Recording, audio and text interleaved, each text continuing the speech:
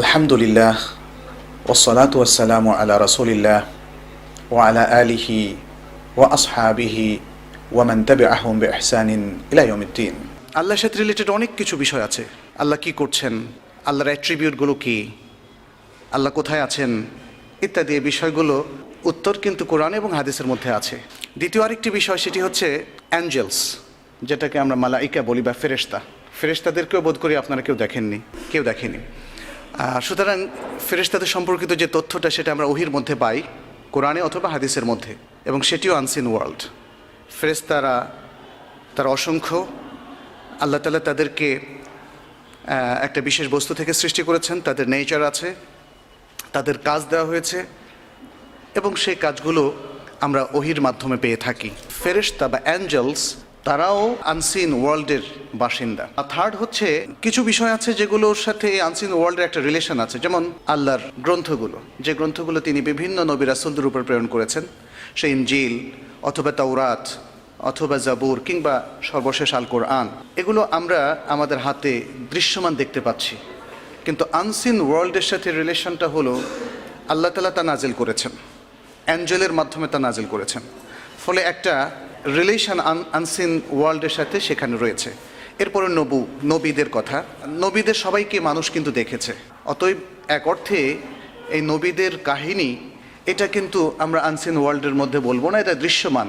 তাদের সাথে মানুষ ইন্টারাক্ট করেছিল, তাদের যুগের লোকেরা তাদেরকে দেখেছে, তারা বিবাহ করেছেন, তারা খেয়েছেন, তারা শহরে বন্দরে ঘুরেছেন এবং আল্লাহর দ্বীনের দিকে মানুষকে ডেকেছেন। কিন্তু তাদের নবুয়তটা এটা কিন্তু কেউ দেখেনি। কিভাবে তারা নবুয়ত প্রাপ্ত হলেন এবং কিভাবে তারা নবী হলেন, এই জিনিসটাকে ফিজিক্যালি প্রুভ করার কোনো সুযোগ নেই, কিন্তু ইন্টেলেকচুয়ালি প্রুভ করার সুযোগ আছে। আখিরাত, যেটাকে আমরা হিয়ার আফটার বলি, দ্য ওয়ার্ল্ড হিয়ার আফটার, এটা কিন্তু আনসিন ওয়ার্ল্ড কমপ্লিটলি। মৃত্যুর পরে কবরে কি হয়, কিংবা কবরের পরে রয়েছে হাসর, তারপর রয়েছে নশর, তারপর রয়েছে হয় জান্নাত অথবা জাহান্নাম, এবং সেখানে তারা বসবাস করবে। এই যে এগুলোর চিত্র পৃথিবীতে থেকে কখনোই এগুলো প্রুভ করার সুযোগ নেই। এগুলো হচ্ছে আনসিন ওয়ার্ল্ড। এবং সর্বশেষ আরেকটি বিষয় হচ্ছে তাকদীর, যেটাকে আমরা ডেস্টিনি বলি, তাকদীর, সেটিও একটা আমাদের জন্য একটা আনসিন ব্যাপার, যেটা আমরা আসলে দেখি না, অনুভবও করি না, আমরা বিশ্বাস করি। তো আজকে সবগুলো বিষয় নিয়ে আমাদের আলোচনার সুযোগ আসলে নেই, তবে একটা ইন্টারেস্টিং বিষয় আমরা টাচ করবো ইনশাআল্লাহ, এবং ভবিষ্যতে যদি আপনাদের আগ্রহ থাকে এবং আল্লাহ সুযোগ করে দেন, তাহলে অন্য বিষয়গুলো আমরা শেয়ার করতে পারবো ইনশাআল্লাহ। আজকে আমরা আনসিন ওয়ার্ল্ডে আমাদেরই এই পৃথিবীবাসীর আরেক জগতের বিষয় আলাপ করব, সেটি হচ্ছে জিন, আল জিন, আলামুল জিন, দ্য ওয়ার্ল্ড অফ জিন। তাদের সম্পর্কে আমরা কিছু আলাপ করবো ইনশাআল্লাহ। যেহেতু আমাদের অনেকেরই ধারণা যে ভূত বলতে আমরা যাদেরকে বুঝি সেটাই বুঝি জিন, ঘোস্ট লাইক ক্রিয়েশন অফ আল্লাহ, ভূতের মতো এক ধরনের জীব, এটাই হচ্ছে জিন। অবশ্য ভূতের কাহিনী পড়েনি এমনকি কেউই আছেন এখানে? মনে হয় না। আমরা ছোটোর সময় থেকে ভূতের কাহিনী পড়েছি, ভূত সম্পর্কে জানি, অনেক আজগুবি ধরনের গল্প। আর আমি নিজেও ভূতে পাওয়া মানুষকে দেখেছি, অর্থাৎ দাবি করা হচ্ছিল যে হ্যাঁ তাকে ভূতে ধরেছে ইত্যাদি, এই সমস্ত কিছু। একটা ভুল ধারণা আছে এই ভূতরা হচ্ছে জিন, বা জিন বলতে ভূতদেরকে বোঝানো হয়, কিন্তু আসলে ধারণাটা ঠিক পুরোপুরি তেমন নয়। আল কোরআনের মধ্যে অনেকে আমাদের মধ্যে আজকের আধুনিক যুগের আধুনিক মনস্ক শিক্ষিত মানুষ আমরা দেখি যে তারা জিনে বিশ্বাসই করতে চান না। তারা ভাবেন যে যেহেতু সায়েন্টিফিক্যালি এগুলোকে আমরা প্রুভ করতে পারি না, অতএব বিশ্বাসের কোনো প্রয়োজন নেই। এখানে একটা বিষয় বলে নেই, এই ধারণাটা আমাদের মধ্যে আজকে ইভেন মুসলিম সোসাইটিতেও প্রবল হয়ে উঠেছে। কেন? একটা বিষয় আমরা লক্ষ্য করছি যে সায়েন্টিফিক্যালি প্রুভড না এরকম অনেক কিছুকেই আমরা কিন্তু বিশ্বাস করছি। সবচেয়ে আধুনিক মনস্ক যিনি, তিনিও কিন্তু বিশ্বাস করছেন অনেক কিছুতে, এবং এটা বাস্তব। মহাশূন্যের সব কিছু কি আমাদের কাছে আছে, জানা আছে? আর যেটা জানা নেই সেটাকে সবসময় অবিশ্বাস করার প্রবণতা, এটা তো ঠিক নয়। এটা যদি সায়েন্সের যে জিনিসগুলো এখনও এক্সপ্লোরড হয়নি সেক্ষেত্রে প্রযোজ্য হয়, তাহলে রিলিজিয়নের ব্যাপারে প্রযোজ্য হবে না কেন? বিশেষ করে রিলিজিয়নের ক্ষেত্রে সোর্স অফ নলেজ হচ্ছে ওহী। আমরা সাহস করে অনেকেই হয়তো ওহীর অনেক কিছু অস্বীকার করছেন, আবার অনেকেই সাহস করে পুরোটা অস্বীকার করছেন না, আবার অনেকে পুরোটা বিশ্বাস করছেন। বিশ্বাস যদি করতে হয় তাহলে সায়েন্স এবং ওহী এর মধ্যে কনফ্লিকশন তৈরির কোনো প্রয়োজন নেই। তাহলে আনসিন ওয়ার্ল্ডের অনেক কিছুই মানে যেটা বাস্তবেও আমাদের অজানা, আমরা যদি তাতেও বিশ্বাস স্থাপন করি, নেগেটিভ সেন্সে না নিই, তাহলে ইসলামের অনেক বিষয় যেগুলো আমাদের ফিজিক্যালি প্রুভ করার কোনো সুযোগ নেই, সেগুলোকে অস্বীকার করার কোনো কারণ আসলে নেই। আমরা দেখি যে আল কোরআনের মধ্যে আল্লাহ রাব্বুল আলামিন সূরা জিন সম্পর্কে ব্যাপক আলোচনা করেছেন অনেকগুলো সূরাতে। আমি বলেছিলাম যে আমাদের অনেকেই জিনকে অস্বীকার করার একটা প্রবণতা তাদের মধ্যে আমরা দেখি এবং তারা অস্বীকার করেন। কিন্তু যারা কোরআনে বিশ্বাস করেন তাদের পক্ষে কি সম্ভব জিনকে অস্বীকার করা? যেহেতু আল কোরআনের মধ্যে জিন সম্পর্কিত ব্যাপক আলোচনা আছে, একটা সূরার নামই তো আছে আল জিন, সূরাত আল জিন, এবং সেই সূরার প্রায় অর্ধেক অংশেই জিনের আলোচনা। আমরা একটু পড়ে দেখব আয়াতগুলো ইনশাআল্লাহ। এরপরে সূরা আল আহকাফের মধ্যে 29 থেকে 32 নম্বর আয়াত পর্যন্ত ভালো জিনরা কিভাবে তারা আচরণ করেন এবং কি কাজ করেন সে সম্পর্কিত সুন্দর একটা ডেসক্রিপশন সেখানে আছে। তারপরে সূরা আল হিজরের মধ্যে সূরা জিন সম্পর্কে আলোচনা আছে, যে সূরাটা আপনারা সবাই জানেন, সূরা আন-নাস। কি বলা হয়েছে শেষে? মিনাল জিন্নাতি ওয়ান নাস। সেখানে জিন এবং ইনসানের মধ্য থেকে যারা শয়তান তাদের কথা বলা হয়েছে। এভাবে আরও অনেকগুলো সূরাতে আমরা দেখব ইনশাআল্লাহ, আলোচনার মধ্যে আসবে যে জিন সম্পর্কিত আলোচনা এসেছে। আমরা একটু মানে জিন সম্পর্কে সবারই একটা কিউরিওসিটি আছে যে ইসলামের দৃষ্টিতে জিনের যে ইতিহাস, তাদের সৃষ্টি থেকে হয়েছে, কিভাবে হয়েছে, তারা কোথায় থাকে, এই বিষয়গুলো সম্পর্কে একটু আলোচনা করে নেই। সূরা আল হিজরের মধ্যে জিনকে কোন বস্তু থেকে আল্লাহ তাআলা সৃষ্টি করেছেন সে সম্পর্কিত তথ্য রয়েছে। যেমন আল্লাহ তাআলা বলেছেন ওয়াল জান্না খালাকনাহু মিন ক্বাবলু মিন নারিস সামুম। এর আগে তিনি আল্লাহ তাআলা বলেছেন মানুষকে তিনি সৃষ্টি করেছেন ঠনঠনে শুষ্ক কালচে মাটি থেকে, মিন হামা ইম মাসনুন, ঠনঠনে শুষ্ক কালচে মাটি থেকে। আর বলেছেন আর জিনকে আমি তাদের পূর্বে অর্থাৎ মানব সৃষ্টির আগে তাদেরকে সৃষ্টি করেছি উত্তপ্ত অগ্নিশিখা থেকে, উত্তপ্ত অগ্নিশিখা থেকে।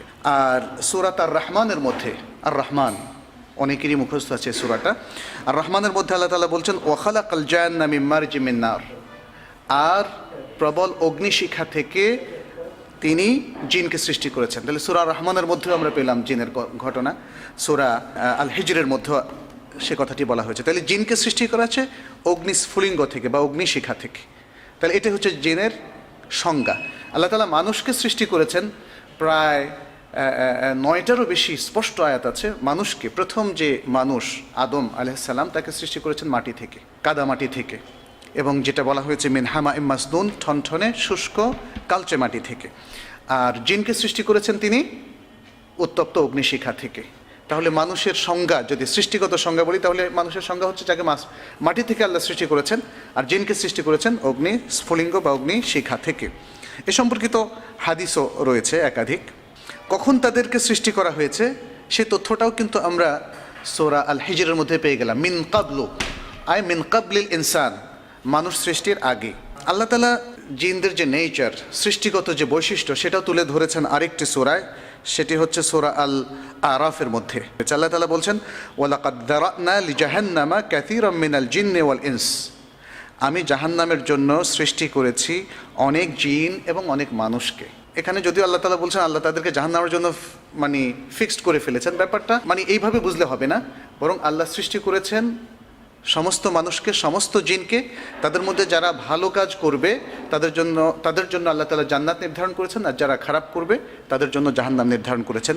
এটা কি আল্লাহ তাআলা তার আরেকটা এক্সপ্রেশন এখানে তিনি আমাদের সামনে পেশ করেছেন, যে মানুষ, একদল জিনকে একদল মানুষকে তিনি জাহান্নামের জন্য সৃষ্টি করেছেন। এরপরে বলা হচ্ছে যাদেরকে তিনি জাহান্নামের জন্য সৃষ্টি করেছেন তাদের বৈশিষ্ট্য হলো লাহুম কুলুবুন লা ইয়াফকাহুনা বিহা, তাদের হৃদয় থাকবে, হার্ট থাকবে, but they will not comprehend and they will not understand by their heart. তারা তাদের হৃদয় দিয়ে কোনো কিছু অনুভব করবে না, সত্যকে অনুধাবন করবে না। ওয়ালাহুম আয়ুনুন, এবং তাদের থাকবে চোখ, লা ইউবসিরুনা বিহা, যা থেকে তারা অবজার্ভ করতে পারবে না, দেখতে পাবে না। ওয়ালাহুম, এখানে ইউবসিরুন বলতে আসলে গভীর দৃষ্টি, গভীর জ্ঞান, চোখ দিয়ে শুধু দেখা নয়, বরং চোখ দিয়ে জানা বা নলেজের যে ব্যাপারটা, অবজারভেশনের যে ব্যাপারটা, সেটা এখানে বোঝানো হয়েছে। চোখ আছে, চোখ দিয়ে তারা ভাষা দুনিয়া সব কিছুই দেখে, বাট তারা সেটা থেকে শিক্ষা নেয় না, অবজার্ভ করে না। ওয়ালাহুম আযানুন লা ইয়াসমাউনা বিহা, এবং তাদের রয়েছে কান কিন্তু তারা তা দিয়ে শোনে না। জিন এবং ইনসানদের মধ্যে এই প্রজাতির লোকদের জন্য রয়েছে কি? জাহান্নাম। উলাইকা কাল আনআম বাল হুম আদাল। আল্লাহ বলছেন তারা পশুদের মতো, বরং তাদের চাইতেও বেশি মিসগাইডেড। তাহলে এই হচ্ছে তাদের একটা বৈশিষ্ট্য আল্লাহ তাআলা তুলে ধরেছেন। জিনের অনেকগুলো নাম আমরা আরবদের মধ্যে প্রচলিত দেখি। তারা যেমন জিন্নি, তারা জিন্নি নাম দিয়েছে, অথবা আরওয়াহ, আরওয়াহ যেটাকে আমরা ঘোস্ট বলি, এরকম একটা কথা তারাও বলে থাকে। তারপরে কেউ কেউ শয়তান বলতে জিনদেরকে বোঝান, কারণ ওই যে বললাম না, একটা কমন আমাদের আইডিয়া ডেভেলপড হয়েছে, মানে জিন মানে শয়তান, এরকম একটা বিষয়। এই জন্য শয়তান বলতে জিনকে বোঝানো হয়। তারপর আরেকটি শব্দ তারা বলে ইফরিত। ইফরিত অবশ্য কোরআনেও এসেছে, তবে কোরআনে আল্লাহ তাআলা এই শব্দটা ইউজ করেননি। যারা ইউজ করেছে তাদের কথাটা তিনি সেখানে উল্লেখ করেছেন, কাহিনীর মধ্যে এসছে ইফরিতুম মিনাল জিন। সুলাইমান আলাইহিস সালামের যে ঘটনাটা সূরা আন-নামলের মধ্যে এসছে সেখানে। এখানে আমরা একটা হাদিস পাই আল বাইহাকির মধ্যে, যেখানে জিন সম্পর্কে আরেকটু তথ্য দেওয়া হয়েছে। বলা হয়েছে আল জিন্নু সালাসাতু আসনাফ, 3 ক্লাসেস, 3 কাইন্ডস, 3 প্রকার। এক হচ্ছে যারা আকাশে ওড়ে, জিনদের মধ্যে যারা আকাশে ওড়ে। আর এক প্রকার যারা সাপ কিংবা কুকুরের সুরাত ধরে তারা অনেক সময় মানুষের মধ্যে প্রকাশিত হয়। আর আরেক প্রকার যারা ঠিক এই দুটোর কোনো প্রকারের মধ্যে নয়, তারা আসে বা মানুষের আশেপাশে থাকে। এটা তাবারানী এবং হাকিম বর্ণনা করেছেন। জিন সম্পর্কে আমাদের তাহলে কি ধারণা উচিত, কি ধারণা পোষণ করা উচিত এতগুলো দলিলের পর? আমি আপনাদেরকে সূরা জিন থেকে একটু পড়ে শোনাচ্ছি। সূরা জিনে কি বলা হয়েছে জিন সম্পর্কে। বিসমিল্লাহির রহমানির রহিম। কুল উহিয়া ইলাইয়া আন্নাহু ইসতামাআ নাফারুম মিনাল জিন ফাকালু ইন্না সামি'না কুরআনান আজাবা। বলো যে আমার কাছে ওহী করা হয়েছে যে একদল জিন শুনেছে কি? রাসূল সাল্লাল্লাহু আলাইহি সাল্লাম তখন কাবা চত্বরে ছিলেন। তিনি ফজরের সময় কোরআন তেলাওয়াত করছিলেন, হয় নামাজের মধ্যে অথবা নামাজের বাইরে। তখন একদল জিন সেখান দিয়ে যাচ্ছিল, তারা তার সেই কোরআনের তেলাওয়াত শুনেছে। ফাকালু ইন্না সামি'না কুরআনান আজাবা। তখন তারা বলল যে আমরা এক আজব, এক অদ্ভুত ধরনের কোরআন আমরা শুনেছি। ইয়াহদি ইলা রুশদ, যে কোরআন মানুষকে সত্যের দিকে পথ দেখায়। ফাআমান্না বিহি, এরপর আমরা তার প্রতি ঈমান এনেছি। ওয়ালান নুশরিকা বিরাব্বিনা আহাদা, এবং আমরা আমাদের রবের সাথে কাউকে শরীক করব না। ওয়া আন্নাহু তাআলা জাদ্দুনা মাত্তাখাযা সাহিবাতান ওয়ালা ওয়ালাদা, আর আমাদের রব অত্যন্ত মহান।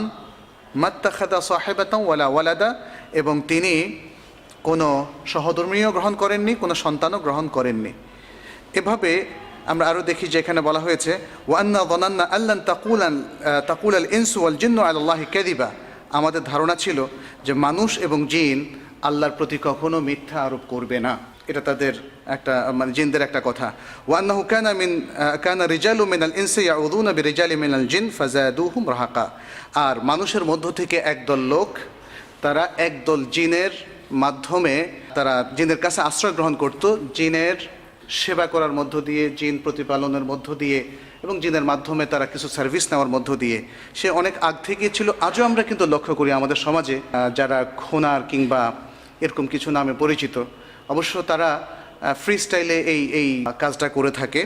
জিন প্রতিপালন করা, অথবা জিনের সাথে একটা সম্পর্ক রাখা, অথবা জিনের শরণাপন্ন হওয়া। এখানে জিনরা বলছে যে একদল মানুষ একদল জিনের কাছে শরণাপন্ন হয়ে থাকে, ফলে তারা ওদের অহংকার বাড়িয়ে দিয়েছিল। জিনের শক্তিতে তারা ভাবছে মানুষরাও অহংকারের মধ্যে যে তারা অসাধ্য সাধন করতে পারে, করতে পারে। জিনের চিকিৎসা আপনারা শুনেছেন ইতিমধ্যে, বাংলাদেশে জিনের বাদশাও নানা ধরনের কীর্তিকলাপ তাদের। অবশ্য তাদের জিনের বাদশা এমন ছিল যে এরা মানুষ, এদেরকে পরবর্তীতে ধরাও পড়তে হয়েছে। তো এইভাবে এই সূরার মধ্যে প্রায় আধাআধি পর্যন্ত জিন সম্পর্কে স্পষ্ট ব্যাপক আলোচনা রয়েছে।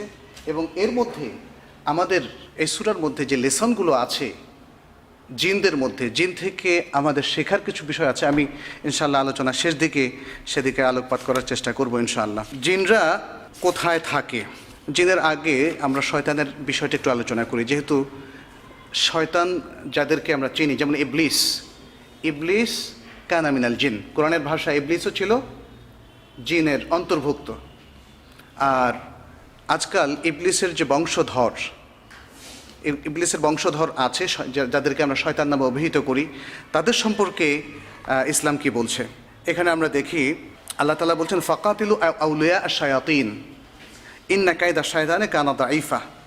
তিনি বলছেন যে শয়তানদের বন্ধুদের বিরুদ্ধে তোমরা যুদ্ধ করো, সংগ্রাম করো, কারণ শয়তান মানুষকে সবসময় মিসগাইড করে। অতএব একটা রেসিস্ট্যান্স আমাদের গড়ে তুলতে হবে শয়তানের বিরুদ্ধে, যেহেতু শয়তান হচ্ছে সব ধরনের ইভলের সিম্বল, সব ধরনের মন্দ এবং অমঙ্গলের সিম্বল। সে কথাটি এখানে বলা হচ্ছে যে শয়তানের বন্ধুদের এবং সাঙ্গপাঙ্গ যারা রয়েছে তাদের বিরুদ্ধে তোমরা সংগ্রাম করো, কারণ শয়তানের যে ষড়যন্ত্র সেটি কানা দাঈফা, অত্যন্ত দুর্বল। শয়তানের মূলটা কি? কোরআনে কিন্তু সে কথাটাও তুলে ধরা হয়েছে। শয়তানের মূল হচ্ছে যে ইবলিস, এবং তার শুরুটা কিরকম? প্রথমে তাকে, সে জিন হওয়ার পরেও তাকে ফেরেশতাদের সাথে থাকতে দেওয়া হয়েছিল, এবং এ কথাই সূরা বাকারার মধ্যে বলা হয়েছে ওয়াইদ কুলনা লিল মালাইকাতি ইসজুদু লিআদম। যখন ফেরেশতাদেরকে আমরা বললাম তোমরা আদমকে সিজদা করো, ফাসাজাদু, তারা সকলে সিজদা করলেন। ফেরেশতাদের সাথে ছিল ইবলিস, এবং ইবলিস তখন ফেরেশতাদের কলিগ ছিল এবং তাদের মতোই ভালো কাজের চর্চা করত। কিন্তু কখন সে শয়তান হলো? যখন সে আল্লাহ তাআলার এই নির্দেশকে অমান্য করলো। আল্লাহ তাআলা বলছেন ইল্লা ইবলিস, কিন্তু ইবলিস সে কোনো সিজদা করলো না। ওয়াস্তাক আবা ওয়াস্তাকবারা, সে অহংকার করলো, সে অস্বীকার করলো সিজদা করতে। ওয়া কানা মিনাল কাফিরিন, এবং সে কাফিরদের অন্তর্ভুক্ত হয়ে গেল। তাহলে এই হলো শয়তানের শুরু। এটাই হচ্ছে শয়তানের প্রথম ইতিহাস। এবং তারপরে যারা ইবলিসের সাঙ্গপাঙ্গ ছিল, পরবর্তীতে তারা আস্তে আস্তে শয়তানের যে বংশধর এবং মানুষের যে শত্রু হওয়া শুরু করলে, সে কথাটি কোরআন আমাদের সামনে চমৎকারভাবে তুলে ধরেছে। কোরআন বলেছে যে শয়তান হচ্ছে তোমাদের চিরতর শত্রু, সুতরাং শয়তান থেকে তোমরা বেঁচে থাকো। আর ইবলিস যে জিনের অন্তর্ভুক্ত, সে কথাটি সূরা আল কাহফের মধ্যে এসছে ইল্লা ইবলিস কানা মিনাল জিন্নি ফাফাসাকা আন আমরি রাব্বিহি। ইবলিস জিনদের অন্তর্ভুক্ত, এবং সে পরবর্তীতে তার প্রভুর নির্দেশকে সে অমান্য করেছিল। ইবলিস বা শয়তানের যে ছবি, যে পিকচার, যে অ্যাপিয়ারেন্স, সেটা কিন্তু কদর্য, সেটা ভয়ঙ্কর। সেই চেহারা মানে সুখকর কোনো স্মৃতি নয়। এবং সে কথাটি কোরআন এভাবে তুলে ধরেছে ইন্নাহা শাজারাতুন তাখরুজু ফি আসলিল জাহিম। এটি হচ্ছে একটি বৃক্ষ, শাজারাতুন তাখরুজু, যেটাকে জাক্কুম বৃক্ষ বলা হয়। এই জাক্কুম বৃক্ষটা এমন ভয়ঙ্কর, যদি যেটা জাহান্নামী যারা হবে তাদেরকে খাবার দেওয়া হবে, এবং যেটা পেটে গেলে বের হওয়ার সময় তার শরীরের ভেতরের সমস্ত বিষয়, সমস্ত পেটে যা কিছু আছে, পাকস্থলী সহ সব কিছু বের হয়ে যাবে।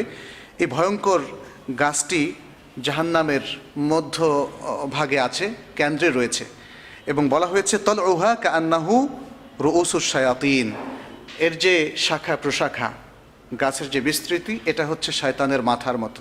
তো এটা দিয়ে মূলত ইন্ডিকেট করা হয়েছে তার অ্যাপিয়ারেন্স হচ্ছে ভয়ঙ্কর, দেখতে ভয় পাওয়ার মতো এরকম। তারপরে শয়তানের যেই জিন শয়তান, তার দুটো শিংয়ের কথাও কিন্তু বলা হয়েছে হাদিসের মধ্যে। যেমন বলা হয়েছে যে তোমরা তোমাদের সালাত যখন ঠিক সূর্য উঠে অথবা যখন সূর্য অস্ত যায় এই সময় পড়ো না, কারণ এই সময় সূর্য শয়তানের দুই শিংয়ের উপর দিয়ে ওঠে। এখন এই বিষয়গুলো আপনি যদি ফিজিক্যালি প্রুফ করতে যান তাহলে এর কোনো কিছু আপনি পাবেন না, কারণ এখানে মেসেজটা এসেছে ওহির পক্ষ থেকে। সেটা কিভাবে সম্ভব? আমরা জানি যে আমাদের অনেক কিছু, মানে সামনে আরও অনেক সময় রয়েছে, বিজ্ঞান আরও অনেক নতুন দিগন্ত আমাদের সামনে উন্মোচিত করবে, অনেক নতুন ইনফরমেশান নিয়ে আসবে। আমরা দেখেছি ইসলামের অনেক অনেক বিষয় যেগুলো আগের মানুষ হয়তো বুঝতো না, এখন আমরা বুঝছি, এবং যেগুলোকে এখনকার মানুষ কোরআনের মধ্যে সায়েন্টিফিক ইন্ডিকেশন অথবা হাদিসের মধ্যে সায়েন্টিফিক ইন্ডিকেশন হিসাবে তারা দেখছে। তো সুতরাং এই বিষয়গুলো, ওহির যে ইনফরমেশান, বিশেষ করে যারা মুসলিম রয়েছেন তাদের সেগুলোর প্রতি দৃঢ় বিশ্বাস রাখতে হবে, যদিও সেটা আমরা সায়েন্টিফিক্যালি সরাসরি প্রুভ করতে না পারি। জিনদের খাবার কি? জিনরা কি খায় আপনাদের কারো জানা আছে? জিনরা মানুষের খাবার খেতে পারে, এটা অসম্ভব নয়, তবে তাদের প্রধান খাদ্য কি এটা হাদিসে এসছে, হাড় এবং গোবর, এ দুটো। যেমন হাদিসের ভাষা বলা হয়েছে ফাইন্নাহু জাদু ইখওয়ানুকুম মিনাল জিন, সেটা কি আর রাউথ এবং আল ইযাম। আল ইযাম মানে হচ্ছে হাড়, এবং রাউথ মানে হচ্ছে গোবর, অর্থাৎ গরুর যে উচ্ছিষ্ট সেটি। আর এছাড়া অন্যান্য খাবারও তারা খেতে পারে, সেটা নিষিদ্ধ নয়। তবে এটা হচ্ছে জিনদের খাবার। এই জন্যে এগুলোকে ব্যবহার করতে নিষেধ করা হয়েছে ইসলামে। এগুলোকে আমাদের এগুলোকে বিনষ্ট করতে নিষেধ করা হয়েছে। যে কোনো হাড়, সাধারণত পশুর যে হাড়, আমরা যে হাড়গুলো ফেলে দেই আমাদের খাবারের পরে, সেই হাড়গুলো তাদের খাদ্য। এই জিনরা কি বিবাহ করে? তাদের কি বংশবিস্তার হয়? হ্যাঁ, সেই ইন্ডিকেশনটাও হাদিসের মধ্যে পাওয়া যায়। যেমন কোরআনের মধ্যেও পাওয়া যায়। সূরা রহমানের মধ্যে বলা হচ্ছে বেহেশতের মধ্যে যারা রয়েছে তাদের কথা, যে লাম ইয়াতমিথহুন্না ইনসুন ক্বাবলাহুম ওয়ালা জান, তাদেরকে স্পর্শ করেনি কোনো মানুষ অথবা কোনো জিন। অর্থাৎ প্রত্যেকেই এতটা নিষ্কলুষ থাকবে, চারিত্রিক কোনো অধপতন কিংবা কলুষতা তাদেরকে স্পর্শ করবে না। সেটি বোঝানোর জন্য বলা হয়েছে যে মানুষও তাদেরকে স্পর্শ করেনি, জিনও তাদেরকে স্পর্শ করেনি। তার মানে এই পৃথিবীতে মানুষ এবং জিনের মধ্যে এই প্রক্রিয়াটা আছে। এর বৈধ প্রক্রিয়াটা হচ্ছে যেমন বিবাহ। তাহলে জিনের মধ্যে মানুষের মতোই বিবাহ প্রথা রয়েছে, যেহেতু জিনের মধ্যেও বিলিভার বা মোমেন এবং আনবিলিভার এবং অমুসলিম বা যারা বিশ্বাসী নয় এরকম রয়েছে। সুতরাং বিবাহ প্রথা তো অনুসরণ করবে তারাই যারা সাধারণত বিশ্বাসী, এবং অন্য ধর্মের মধ্য থেকেও যারা আসমানি কিতাব গ্রন্থ প্রাপ্ত হয়েছিল তাদের মধ্যেও বিবাহ আছে। অবশ্য পৃথিবীর যে কোনো ধর্মের মধ্যেও বিবাহ আছে, কিংবা যারা ধর্ম মানে না তাদের মধ্যেও বিবাহ দেখা যায়। যদিও আজকাল এই প্রথাটার প্রতি অনেকেই বিরাগভাজন হয়ে গিয়েছেন, কিন্তু ইসলামের বিধান হচ্ছে বিবাহ প্রথাটাই হচ্ছে বংশ প্রক্রিয়া বৃদ্ধির বা দাম্পত্য সম্পর্ক স্থাপনের একমাত্র বৈধ পদ্ধতি। সেটা জিনের মধ্যে আছে এবং এভাবে জিন তাদের বংশ বৃদ্ধি করে থাকে। সে কথাটি সূরা আল কাহফের মধ্যে এসছে, আফাতাত্তাখিযুনাহু ওয়া যুররিয়াতাহু আউলিয়া মিন দুনি ওয়া হুম লাকুম আদু। শয়তানের কথা বলা হচ্ছে যে আমাকে ছেড়ে, আল্লাহ বলছেন আমাকে ছেড়ে তোমরা কি শয়তানের সাঙ্গপাঙ্গদেরকে এবং তার বংশধরদেরকে বন্ধু হিসাবে গ্রহণ করবে, অথচ তারা তোমাদের জন্য শত্রু। এখানে স্পষ্টভাবে বোঝা যাচ্ছে যে জিনরাও তাদের বংশবৃদ্ধি করে, তাদের মধ্যেও বিবাহ প্রথা আছে। তো এই নিয়ে আরও অনেকগুলো বিষয় আছে, যেমন তারা কি খায়, তারা আদৌ খায় কিনা, এখানে নানা ধরনের গবেষণা আছে। কারো কারো মত যে না, তারা কিছু খায় না, কিন্তু আমরা স্পষ্ট হাদিস থেকে জানলাম যে না, তাদেরও খাদ্য আছে। আরেকটি বিষয়, এই ধরনের গল্প মনে আমরাও শুনেছিলাম যে গ্রামে সাধারণত এই জিনিসগুলো ঘটতে দেখা যায়, যে বিশেষ করে মেয়েদেরকে যখন কোনো জিনে ধরে তখন বলা হয় যে জিনে তাকে নিয়ে গিয়েছে এবং বিয়ে করেছে। এরকম একটা মাসালাও আছে যে মানুষ এবং জিনের মধ্যে আসলে কি বিবাহ হতে পারে কিনা। এই বিষয়টা দেখা গিয়েছে যে ওলামাদের মধ্যে অনেকেই বা স্কলারদের মধ্যে অনেকে উল্লেখ করেছেন। সেটা অসম্ভব নয়, যেটা আমরা বলবো সেটা অসম্ভব নয়, তবে এটা অস্বাভাবিক ঘটনা। এটা যদি ঘটে অস্বাভাবিক ঘটনা, যেহেতু আমরা বলেছি জিন সত্য, জিন আল্লাহর একটা সৃষ্টি। কোরআনে এবং হাদিসের মধ্যে এত ব্যাপকভাবে জিনের কথা এসছে যে এটাকে মুসলিম মাত্র কেউই এটাকে অবিশ্বাস করার কোনো সুযোগ নেই। এবং যে কথা আমরা বলেছি যে জিন শুধু আপনি দেখতে পাচ্ছেন না, অথবা আপনি কখনো অনুভব করেননি, অথবা আপনার সামনে জিনের কোনো আলামত প্রকাশ পায়নি, শুধু সে কারণে আপনি জিনকে অস্বীকার করবেন, এটা কোনো যুক্তি হতে পারে না। বরং যেহেতু জিনের অস্তিত্বের এভিডেন্সটা আমাদের কাছে আছে ওহির মধ্যে, অতএব সেটাকে বিশ্বাস করতে হবে। এখন জিন এবং মানুষের মধ্যে বিবাহ হয় কিনা এই প্রসঙ্গে কথা হচ্ছে যে এটা হতে পারে, হতে পারে, অসম্ভব নয়। তবে এর মধ্য দিয়ে বংশবৃদ্ধি হওয়ার কোনো ঘটনার নজির আমাদের কাছে নেই। এই জিনদের কত বছর তারা বাঁচে এবং তাদেরকে মৃত্যু হয় কিনা, আমরা দেখি যে জিনদের একটা দীর্ঘ বয়স আছে, তারা সেটা পেয়ে থাকে। এর মধ্যে সূরা আরাফের মধ্যে ইবলিস যে জিনদের অন্তর্ভুক্ত ছিল, সে যখন আল্লাহর কাছে বলল আনযিরনি ইলা ইয়াউমি ইউবআথুন, হে আল্লাহ, আমি এই মানব প্রজাতি যাদেরকে সেজদা না করার কারণে আজকে আমার এই দুর্দশা, তাদেরকে বিভ্রান্ত করার অনুমতি তোমার কাছে চাচ্ছি, এবং এই অনুমতি চাচ্ছি যে আমাকে এই মিশনে কিয়ামত পর্যন্ত থাকার আমাকে অবকাশ দাও। তখন আল্লাহ তাআলা বললেন ক্বালা ইন্নাকা মিনাল মুনযারিন, যাও, তোমাকে অবকাশ দেয়া হলো। তাতে বোঝা গেল যে দীর্ঘ সময় তারা বয়স পাচ্ছে। এবং এটা শুধু ইবলিসের ক্ষেত্রেই নয়, বরং অন্য অন্য জিনের ক্ষেত্রেও এটা হতে পারে, অন্য অন্য জিনের ক্ষেত্রে হতে পারে। জিন কোথায় থাকে? জিন সাধারণত খুব ময়লা পরিত্যক্ত জায়গা বা মনুষ্য বসবাসের অযোগ্য যে সমস্ত স্থান সেগুলোতে থাকে। এমনকি তারা হাম্মামের মধ্যেও থাকে। আমরা অনেক গল্প শুনেছিলাম আমি যখন মদিনায় ছিলাম, মানে যারা ফেস করেছে এরকম কিছু সিচুয়েশান তাদের কাছে শোনা, আমি নিজে প্রুভ করিনি সেটা। সেটা হচ্ছে যে হাম্মামের মধ্যে, অর্থাৎ যেমন মক্কা থেকে মদিনা যাওয়ার পথে যেখানে স্ট্র্যান্ডেড এরিয়া, একদম আইসোলেটেড, মানুষ থাকে না, কিন্তু হঠাৎ করে কোনো পথিক এসে সে হাম্মামটা ব্যবহার করে, এই ধরনের জায়গাগুলোতেও প্রচুর জিন থাকে এবং এরকম অনেক ঘটনা আমরা সেখানে শুনেছি। যাই হোক, হাম্মামে যে জিন থাকে এই জন্যই কিন্তু আমাদেরকে শিখিয়ে দেওয়া হয়েছে একটা দোয়া, আল্লাহুম্মা ইন্নী আউযু বিকা মিনাল খুবসি ওয়াল খাবাইস। এটা কিন্তু জিন সম্পর্কে বলা হচ্ছে, শয়তান জিন। এই নিকৃষ্ট জায়গাগুলোতে থাকে সাধারণত শয়তান জিন, আর ভালো জিনেরা থাকে ভালো জায়গাতে, মসজিদে, হারামে, কিংবা অন্যান্য ভালো ভালো বড় বড় মসজিদে ইত্যাদি ভালো জায়গাগুলোতে, যেখানে সাধুরা থাকেন, ভালো লোকেরা থাকেন।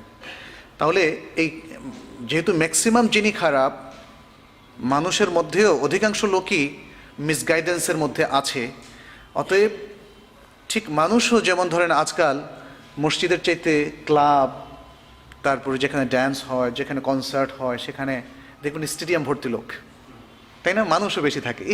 জিনদের মধ্যেও তাই, তারা ময়লা জায়গাতে বেশি থাকে, কারণ তারা ম্যাক্সিমামই হচ্ছে মিসগাইডেড, ম্যাক্সিমাম জিন ম্যাক্সিমাম মানুষের মতোই। তো এই জন্য যে যেমন ধরেন নতুন কোনো জায়গাতে যারা যাবেন তাদের জন্য কিন্তু সুন্দর দোয়া শিখিয়ে দেওয়া হয়েছে, রব্বে আনজিলনি মুনজালাম মুবারাকা ওয়া আনতা খায়রুল মুনজিলিন। হে আল্লাহ, একটা বরকতময় জায়গায় তুমি আমাকে নামাও, অবতরণ করাও, আর তুমি তো সবচেয়ে ভালো অবতরণকারী, মানে অবতরণ করাও সেই সত্তা। তো সুতরাং এই যে দোয়াগুলো আমাদেরকে শিখে দেওয়া হচ্ছে, এবং কোনো হাম্মামে বা টয়লেটে যাওয়ার আগে দোয়াগুলো শিখে দেওয়া হচ্ছে, যাতে করে জিনের যে কোনো অমঙ্গল থেকে আমরা বেঁচে থাকতে পারি। জিন আমাদের কী কী ক্ষতি করতে পারে, অথবা আরও নানা ধরনের ব্ল্যাক ম্যাজিকের সাথে তাদের রিলেশন কি, আমরা একটা স্লাইড শোতে আপনাদেরকে সেটা দেখাবো ইনশাল্লাহ, এবং তার থেকে কীভাবে পরিত্রাণ পাবো সেটাও আমরা জানার চেষ্টা করবো ইনশাল্লাহ। জিনদের সুনির্দিষ্ট কিছু পশু আছে আমাদের, যেমন উট আছে, ঘোড়া আছে, যাদের উপর আমরা আগে চড়তাম, এখন তো অবশ্য টয়োটা, মার্সিডিসে এগুলোতে আমরা চড়ি। তাদের কিছু যানও আছে, আর তারা এই যান ছাড়াও চলাফেরা করতে পারে, যেটা আমরা একটা আগে বলেছি, তাদের মধ্যে কেউ কেউ উঠতে পারে ইত্যাদি। ফলে অল্প সময়ের মধ্যেই তারা বহুদূর পথ অতিক্রম করতে পারে। জিনদের আরও বৈশিষ্ট্য আছে, তারা অন্য প্রাণীর চেহারা ধারণ করতে পারে, এই শক্তি তাদেরকে দেয়া হয়েছে। এই জন্য জিনদের মধ্যে কেউ কেউ সাপ কিংবা অন্য যে কোনো প্রাণীর ছবি ধরে আসতে পারে, এবং সাপের কথাই শোনা যায় যে আমাদের মুসলিম ফ্যামিলিগুলোর মধ্যে অনেক সময় জিনের আক্রমণ ঘটে এভাবে, যে তারা সাপের সূরাতে আসে। জিনদের শক্তি কতটুকু সেটা আমরা কোরআন থেকেও কিছু ধারণা নিতে পারি। যেমন জিনরা চোখের পলকে, তাদের মধ্যে সবাই না, মানুষ যেমন সবাই দৌড়তে পারে না সমান, তাই না? সবাই তো আর 100 মিটার সমান বেগে অতিক্রম করতে পারে না।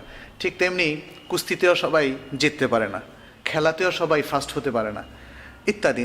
মানুষের মধ্যে যেমন সব কিছু তারতম্য আছে, জিনের মধ্যে সে তারতম্য আছে, তাদের সামর্থ্যের মধ্যে তারতম্য আছে, কিন্তু তাদের মধ্যে কেউ কেউ চোখের পলকে পৃথিবীর এক প্রান্ত থেকে আরেক প্রান্তে যেতে পারে। যেমন সূরা আন-নামলের মধ্যে আছে, ইফরিতুম মিনাল জিন, জিনদের একজন ইফরিত, সে বলল আনা আতিকা বিহি ক্বাবলা আন তাকুমা মিন মাকামিক। সুলাইমান আলাইহিস সালামকে বলছিল যে আপনি আপনার এই যে আসনটা, এখান থেকে দাঁড়ানোর আগেই আমি বিলকিসের সেই সিংহাসন এখানে নিয়ে আসতে পারবো। তাহলে কতটা দ্রুত বেগ তার ছিল সেটা বোঝা যায়। ওয়া ইন্নী আলাইহি লাকাউইয়ুন আমিন, আর নিশ্চয়ই আমি এই বিষয়ে অত্যন্ত সামর্থ্যবান এবং শক্তিশালী এবং বিশ্বস্ত। ক্বালা আল্লাযী ইনদাহু ইলমুম মিনাল কিতাবি আনা আতিকা বিহি ক্বাবলা আন ইয়ারতাদ্দা ইলাইকা তারাফুক। এখন আরেকজন দাঁড়িয়ে গিয়েছে, সে বলছে আমার স্পিড আরও বেশি। তার কাছে কিতাবের কিছু জ্ঞান ছিল। আসলে জ্ঞান মানুষকে শারীরিক শক্তির বাইরেও কিছু শক্তি দেয়, টেকনিক। তার কাছে নিশ্চয়ই টেকনিক ছিল, কিতাবের জ্ঞান মানে এখানে টেকনিক ছিল। সে বলল যে এর চাইতেও দ্রুত আমি আপনার কাছে নিয়ে আসতে পারবো, আপনি এই যে চোখ যে একবার বন্ধ করে খুলবেন তার আগে আমি তাকে নিয়ে আসতে পারবো। এটা কি এখন বিশ্বাস করতে কষ্ট হয়? কারণ একটা সময় তো এই যে আমরা এত দ্রুত এখন চলে যাচ্ছি এক দেশ থেকে আরেক দেশে, অথবা রকেট, অথবা আমাদের যে আকাশযানগুলো যত দ্রুতগামী হয়েছে, এখন মনে হয় এটা আর কঠিন না। আমি একটা সায়েন্স ফিকশন পড়েছিলাম অনেক আগে, কিশোর বয়সে। সেখানে পড়েছিলাম যে মানুষ বিভিন্ন গ্রহে বসবাস করতে থাকবে। তখন ভাইয়ের হবে এক গ্রহে বসবাস, বোনের হবে আরেক জায়গায়, তারা কয়েক সেকেন্ডে এক গ্রহ থেকে আরেক গ্রহে যাবে ইত্যাদি। মানে যান তখন এত দ্রুতগামী হবে এবং সেখানে আলো কিংবা শব্দের বেগের সাথে চিন্তা করে তারা হয়তো ওই দ্রুতগামী বের করবে। যাই হোক, সেটা অসম্ভব নয়, আমরা বলছি না যে সেটা অসম্ভব, এটা সম্ভব হতেও পারে যেভাবে বিজ্ঞান এগিয়ে যাচ্ছে। কিন্তু মানে এই যে এগিয়ে যাওয়াটা, এটা কিন্তু ইসলামের সাথে কন্ট্রাডিক্টরি নয়, এই জিনিসটা ভাবতে হবে। অনেক সময় আমরা অনেকেই ভাবি ইসলামের অনেক কিছুর সাথে কন্ট্রাডিক্টরি। এই যে এখানেও যেটা হয়তো সে 1400 বছর আগে মানুষ ভাবতো, আরে এটা কি সম্ভব নাকি, চোখের পলকের আগে সে কোথায় কোন দেশ থেকে আবার নিয়ে আসবে। এখানে আমরা বুঝতে পারলাম যে জিনের গতি অনেক বেশি, সব জিন নয়, এবং এক জিনের গতি আরেক জিনের চাইতেও বেশি হতে পারে যখন তারা টেকনিক প্রয়োগ করবে, তাদের কাছে জ্ঞান থাকবে। দ্বিতীয়ত হচ্ছে জিন আকাশের খবর অনেক বেশি রাখে আমাদের চাইতে। কেন? কারণ আকাশে আল্লাহ তাআলা ফেরেশতাদের সাথে অনেক সময় কিছু জিনিস মত বিনিময় করেন, অর্থাৎ তাদেরকে কিছু ইনস্ট্রাকশন দেন। ফেরেশতারা তো আল্লাহর ইনস্ট্রাকশনে চলে নাকি নিজে নিজে চলে? আল্লাহর ইনস্ট্রাকশনে চলে। ফলে সেই ইনস্ট্রাকশনগুলো জিনরা গিয়ে শোনার চেষ্টা করে, যাতে শুনতে না পারে। এই জন্য কোরআনের ভাষায় তাদেরকে উল্কাপিণ্ড দিয়ে তাদেরকে আঘাত করা হয় এবং তারা ভয়ে তখন সরে আসে, আধা আধি শুনে, অল্প শুনে। এটা এসে যখন তারা মানুষের কাছে, তাদের সাঙ্গপাঙ্গদের কাছে, বিশেষ করে এটা কারা করে? এটা ভালো জেনেরা করে না, এটা খারাপ জেনেরা করে। আড়ি পেতে শোনা এটা কোনো ভদ্রলোকের কাজ নয়। সুতরাং জিনেরও একই অবস্থা। তো তারা যখন এটা এসে শুনে, তখন পৃথিবীর শয়তানদের কাছে তারা সেই মেসেজগুলো পৌঁছিয়ে দেয়। পৃথিবীতে দেখবেন যে যারা ভবিষ্যৎবাণী করে, অনেক জ্যোতিষীরা অথবা যারা জিনদেরকে পালে, জিনদের সাথে যাদের রিলেশন আছে, তারা এই আধা আধি খবরগুলো দিয়ে মানুষকে কনফিউজ করে। আর মানুষ তো এরকম যে 100টার মধ্যে একটা ঠিক হলেও তার বিশ্বাস জন্মে যায় যে না, তার মধ্যে কিছু মানে শক্তি আছে। ফলে তাকে হিপটোনাইজড করা খুব সহজ হয়। তো এই জিনিসটা আমরা এখানে কোরআনের আয়াতের মধ্যে দেখি। যেমন সূরা আল জিনের মধ্যে আল্লাহ তাআলা বলছেন জিনদের ভাষায়, জিনরা নিজেদের কথা বলছে, ওয়ান্না লামাসনা সামা, আমরা আসমানে গিয়ে আড়ি পাততাম, ফাওয়াজাদনাহা, আমরা সেখানে গিয়ে পেলাম মুলিআত হারাসান শাদীদা, আসমানের মধ্যে একটা প্রবল প্রহরার ব্যবস্থা করা হয়েছে। অর্থাৎ এটা মানে এটা এই প্রহরাটা ভেদ করে যাওয়াটা খুব টাফ।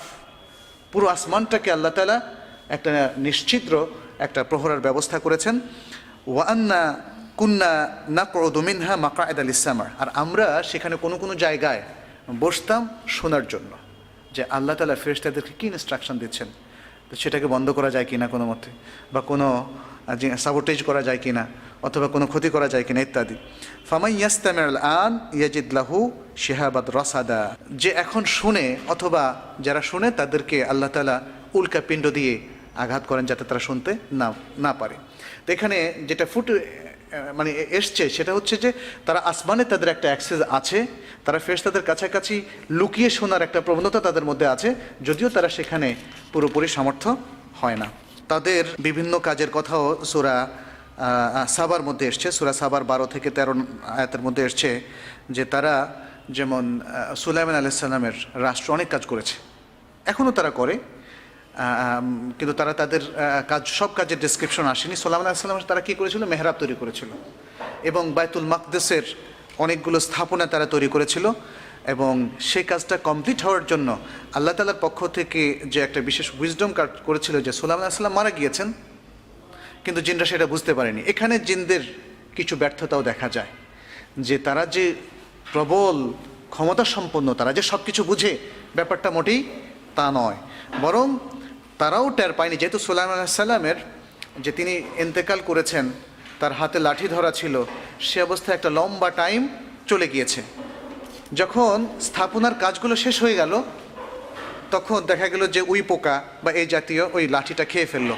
তখন তিনি পড়ে গেলেন, আর তখন জিনরা বুঝতে পারলো যে সুলাইমান আলাইহিস সালাম তো অনেক আগেই মারা গিয়েছেন। এবং তারা যদি আগে বুঝতে পারতো, কোরআনের আয়াত এভাবে বলা হয়েছে যার অর্থ, তারা যদি বুঝতে পারতো তাহলে তারা বলতো তাহলে এত কষ্ট গলদঘর্ম তো আমাদেরকে হতে হতো না। তাহলে দেখা যাচ্ছে যে তারাও বিভিন্ন ধরনের শৈল্পিক কাজকর্মে বা দুনিয়ার কাজকর্মে তারাও দক্ষ, এবং কোনো কোনো ক্ষেত্রে তারা মানুষের চাইতেও দক্ষ।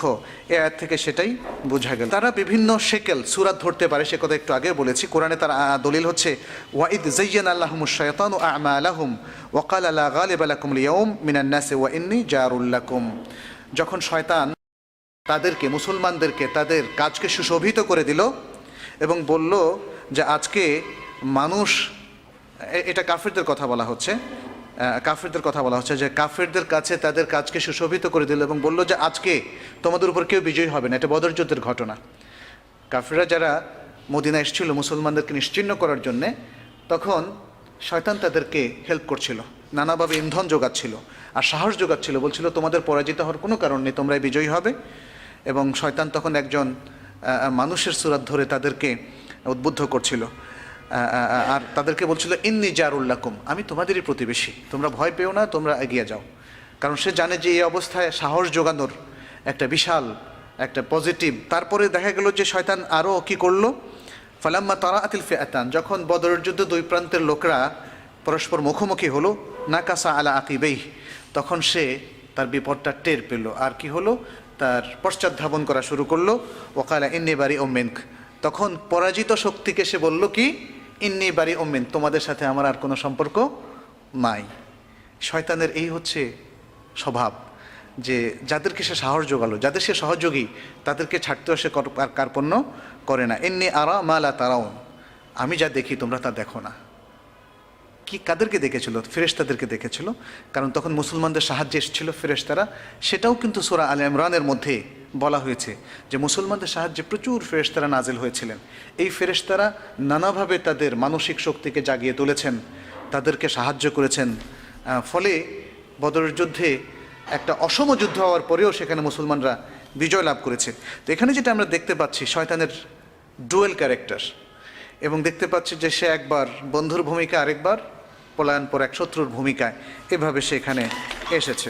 শয়তানের আরও একটা শক্তি আছে, এই জিন শয়তানের, যেটা বুখারী এবং মুসলিমের হাদিসের মধ্যে রাসূলুল্লাহ সাল্লাল্লাহু আলাইহি ওয়াসাল্লাম বলেছেন যে ইন্না শায়তানা ইয়াজরি মিনাল ইনসানি মাজরাদ দাম, মানুষের শিরায় শিরায় শয়তানের অ্যাক্সেস আছে। শয়তান প্রবাহিত হয়, সন্তরণ করে মানুষের শিরায় শিরায়, অর্থাৎ মানুষের শিরায় সে ধাবমান হতে পারে, সে চলতে পারে, সে ঢুকতে পারে। এখানে একটা বিষয় কিন্তু আমাদের চিন্তার বিষয় আছে, শয়তানকে কেন আল্লাহ তাআলা শিরায় ঢোকার সুযোগটা দিলেন? আমাদের এই শিরার সাথে দুটো জিনিসের খুব ক্লোজ রিলেশন, একটা হচ্ছে হার্ট আর একটা হচ্ছে ব্রেইন। হার্ট এবং ব্রেইন, মানুষের এ দুটো পিণ্ড অথবা এ দুটো স্থান খুবই ইম্পর্ট্যান্ট। হার্ট যদি স্তব্ধ হয়ে যায় মানুষের জীবন শেষ, ব্রেনও যদি কাজ না করে তাহলে সবই শেষ, তাই না? ব্রেনই তো আমাদের দৃষ্টিশক্তি, আমাদের সব কিছুকে, আমাদের এই প্রত্যেকটা মুভমেন্ট নিয়ন্ত্রণ করছে ব্রেন। তো এখন যেহেতু শিরার মাধ্যমে মানে এই রক্ত সঞ্চালন ঠিকমতো হওয়ার মধ্যে দিয়ে হার্টও ভালো কাজ করে, ব্রেনও ভালো কাজ করে। স্ট্রোক যেখানে হয় সেখানে মানে রক্ত চলাচল ব্যাহত হলেই স্ট্রোক হয় অথবা হার্ট অ্যাটাক করে। তো এখানে বোঝা গেল যে দেখেন, শয়তান আমাদের হার্টে এভাবেই প্রভাব বিস্তার করে, অথবা আমাদের চিন্তা চেতনায়, আমাদের ইন্টেলেক্টের মধ্যে শয়তান এভাবে প্রভাব বিস্তার করে। আসলেও তাই। আজকাল দেখুন অনেক ভালো মানুষ, পৃথিবীতে অনেক ভালো কিছু আমরা দেখি, ভালো কিছুকে মানুষেরই একটা প্রজাতি খারাপের মধ্যে কিভাবে রূপান্তরিত করে, এটা নিশ্চয়ই শয়তানের প্ররোচনা। এবং শয়তান মানুষের ইন্টেলেক্টের উপরে ভালো প্রভাব বিস্তার করতে পারে এই শিরার মধ্য দিয়ে। আর আরেকটা প্রধান উপাদান হচ্ছে আমাদের শরীরের মধ্যে হার্ট। হার্টটাকে হাদিসে, কোরআনের ভাষায় অথবা হাদিসের ভাষায় বলা হচ্ছে কালব। সুবহানা ইয়া মুকাল্লিবাল কালব, মানে যেটা খুব দ্রুত পরিবর্তন হয়। মানে আপনি একটু আগে একটা মত পোষণ করছিলেন, এখন আরেকটা মত পোষণ করছেন। এর পুরোটাই ইন্টেলেক্টের কাজ নয়, এর সাথে হার্টেরও একটা মানে একটা কন্ট্রিবিউশন আছে।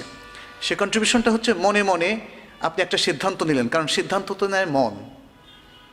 এখানে যারা সায়েন্স নিয়ে অথবা সাইকোলজি নিয়ে গবেষণা করেন তারা হয়তো আরও ভালো বলতে পারবেন। আমরা সিদ্ধান্ত নেই মন দিয়ে, হার্ট দিয়ে, বাই হার্ট। আমরা ইমানটা গ্রহণ করি বাই হার্ট, তাই না? আমরা মেমোরি করি বাই হার্ট। এই জন্য আমরা বলি আমার মনে নাই, অথবা ভুলে গিয়েছি, মন থেকে সেটা বিস্তৃত হয়ে গিয়েছে ইত্যাদি। তো এই মনটা অনেক কিছুকে অ্যাকসেপ্ট করে, আবার অনেক কিছুকে অ্যাকসেপ্ট করে না। এই মনটা যখন সত্যকে অ্যাকসেপ্ট করে তখন শয়তান পরাজিত, আর এই মনটা যখন অসত্যকে, মিথ্যাকে অ্যাকসেপ্ট করে তখন শয়তান বিজয়ী। এবং শয়তানের অ্যাক্সেসের কারণে সেটা সম্ভব। শয়তান অনেকাংশেই বিজয়ী, কারণ পৃথিবীর অধিকাংশ মানুষের মধ্যেই মন্দটাই কাজ করে দেখা যাচ্ছে। আল্লাহ তাআলা আমাদের সবাইকে রক্ষা করুন। শয়তান এবং জিনের কিছু দুর্বলতা আছে, উইকনেস। তাদের এই পয়েন্ট অফ উইকনেসগুলো কি? এক নম্বর হচ্ছে কোরআনের ভাষায় যে আল্লাহর ভালো বান্দাদের উপরে তাদের কোনো অ্যাক্সেস নাই। যেমন ইন্না ইবাদি লাইসা লাকা আলাইহিম সুলতান ওয়া কাফা বিরাব্বিকা ওয়াকিলা, এটা সূরা ইসরার মধ্যে, সূরা বনী ইসরাইল 65 নম্বর আয়াত, যে আমার বান্দাদের উপর তোমার কোনো অ্যাক্সেস নাই, তোমার কোনো আধিপত্য নাই। আর সূরা সাবার মধ্যে বলা হয়েছে ওয়ামা কানা লাহু আলাইহিম মিন সুলতান ইল্লা লিনা'লামা মান ইউমিনু বিল আখিরাতি মিম্মান হুয়া মিনহা ফি শাক। আর শয়তানের তাদের উপরে, আমার বান্দাদের উপরে, আমার প্রিয় বান্দা বা সৎ বান্দাদের উপরে কোনো আধিপত্য নাই, তবে কোনো কোনো ক্ষেত্রে তাদেরকে আধিপত্যের সুযোগ দেওয়া হয়েছে যাতে আমি জানি যে কে আখিরাতের প্রতি বিশ্বাস স্থাপন করে ওই ব্যক্তি থেকে যে ব্যক্তি আখিরাতের ব্যাপারে কনফিউজড। এই পৃথক করার জন্য আমি শয়তানকে কিছু আধিপত্য দেই, কারণ শয়তানের এই কারুকার্যের মধ্য দিয়ে প্রমাণিত হয় একজন ব্যক্তি তার নিজের হার্টকে, নিজের ইন্টেলেক্টকে শয়তানের এই প্ররোচনা থেকে রক্ষা করতে পারে কিনা। এবং সূরা আল হিজরের মধ্যে যে আল্লাহ তাআলা বলছেন ক্বালা রাব্বি বিমা আগওয়াইতানি লা উযায়্যিনান্না লাহুম ফিল আরদি ওয়া লা উগওয়িয়ান্নাহুম আজমাইন। শয়তান বলল যে হে আমার রব, যেহেতু আপনি আমাকে বিভ্রান্ত করেছেন, এই যে একটা নির্দেশ দিলেন সেজদার আর আমি করলাম না, এটার কারণ তো আপনি এই নির্দেশ না দিলে তো আর আমি অমান্য করতাম না। দোষ হয়ে গেল এখন কার? শয়তানের ভাষা দোষ হয়ে গেল আল্লাহর। কিন্তু আসলে মানে যে লঙ্ঘন করেছিল সে শয়তান নিজে, অহংকারের কারণে। তখন সে বলল যেহেতু আপনি আমাকে বিভ্রান্ত করেছেন, অতএব আমি আপনার বান্দাদের উদ্দেশ্যে জমিনে সমস্ত খারাপ কিছুকে সুশোভিত করে দেব এবং অবশ্যই আমি তাদের সবাইকে বিভ্রান্ত করব। ইল্লা ইবাদাকা মিনহুমুল মুখলাসিন, তবে আপনার সিনসিয়ার বান্দাদের কথা আলাদা, যারা একনিষ্ঠ সৎ বান্দা, তাদের উপর আমার কোনো আধিপত্য নেই। এভাবে আরও অনেকগুলো আয়াত রয়েছে। এটা হচ্ছে শয়তানের একটা পরাজয়, যে সে আল্লাহর ভালো মুত্তাকি বান্দাদেরকে, যারা জ্ঞানের আলোকে চলে। মুত্তাকি বলতে অনেক সময় আমরা বুঝি শুধু বেশভূষায় মুত্তাকি, এটা হলে হবে না। জ্ঞানের শক্তি তাদের মধ্যে থাকতে হবে, জ্ঞান দ্বারা আলোকিত হতে হবে, এবং জ্ঞানের শক্তি তখন পৃথিবীর সমস্ত প্ররোচনা থেকে তাদেরকে রক্ষা করবে। তাহলে শয়তান তাদের উপর কখনোই বিজয়ী হতে পারবে না। তবে একটা বিষয়, যেহেতু এই বিশ্ব আমাদের জন্য একটা পরীক্ষা গৃহ, অতএব শয়তানকে সাময়িক অথবা আংশিকভাবে মুসলমানদের অনেক ক্ষেত্রে তাকে অ্যাক্সেস দেওয়া হবে।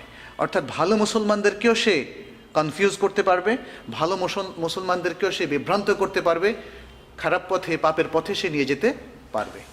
এবং পাপের পথে নেওয়ার পরে মুসলমানরা যাতে তওবা করার, আল্লাহর দিকে ফিরে আসার সুযোগটা, স্কোপটা আবার গ্রহণ করে, আল্লাহ সেটা আমাদের কাছে চান। তো সেই সুযোগটা দেওয়ার জন্য তো পাপ করতে হবে।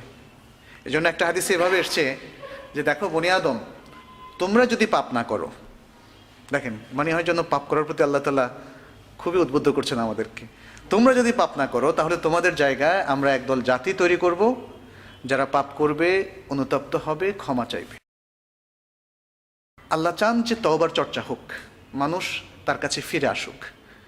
ঠিক অনেক সময় আমাদের প্যারেন্টসরা, মা বাবা, যেমন বাচ্চারা যদি একদম চুপচাপ বসে থাকে, বোকা, কিন্তু মা বাবার কাছে ভালো লাগবে না। কিন্তু বাচ্চাটা একটু দুষ্টামির পাশে দুষ্টামি করবে, কিন্তু যত উল্টাপাল্টাই করুক, যদি মা বাবার কাছে আবার ধরা দেয় কি ভাল লাগে।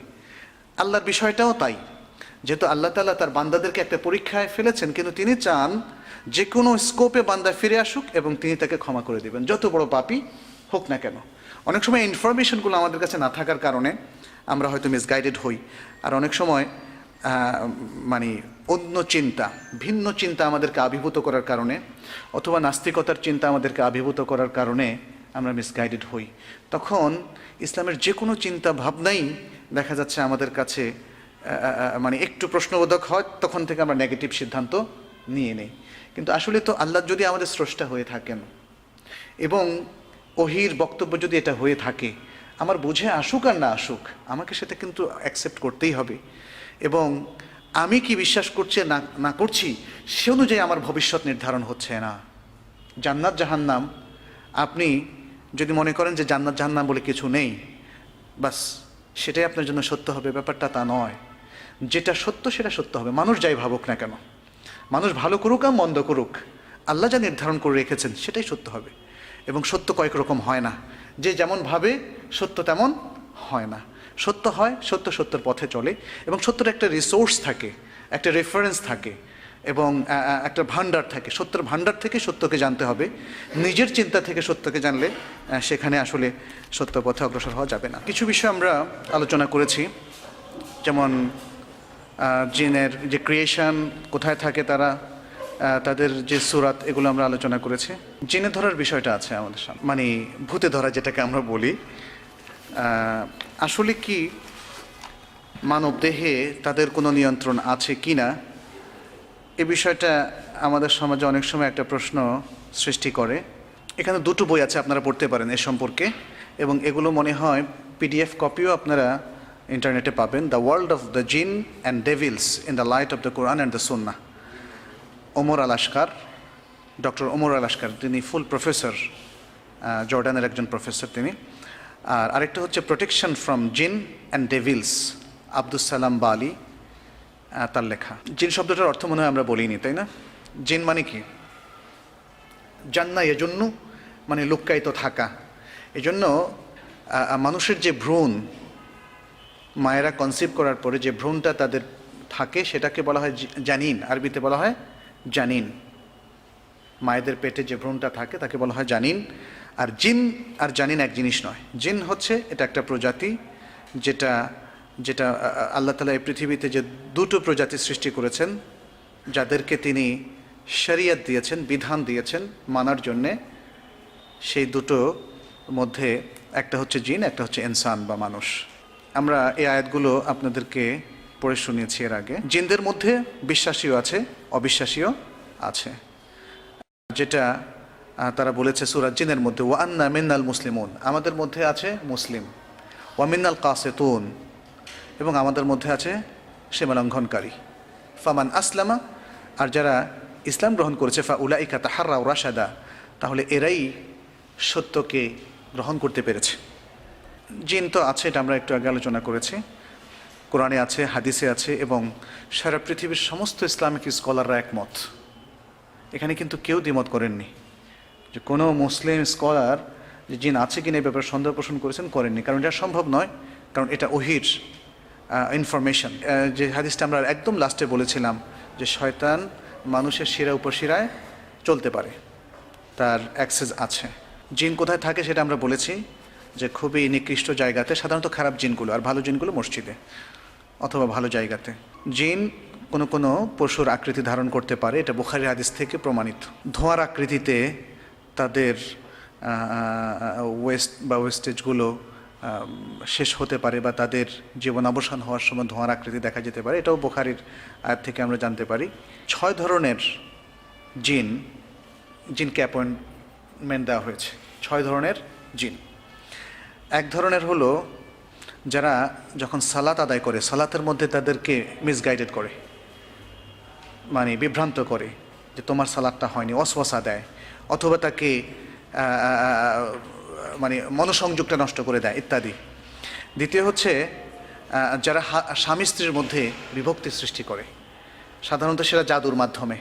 জিনদের মধ্যেও একদল জাদুকর আছে, যেই জাদুকরদেরকে মানুষ, তাদের সঙ্গী মানুষরা, খারাপ মানুষেরা কাজে লাগায়, এবং তার মাধ্যমে তারা অনেকটা আমাদের কাছে যেটা অসাধ্য তারা সেটা মানে সাধ্যের মধ্যে নিয়ে আসে।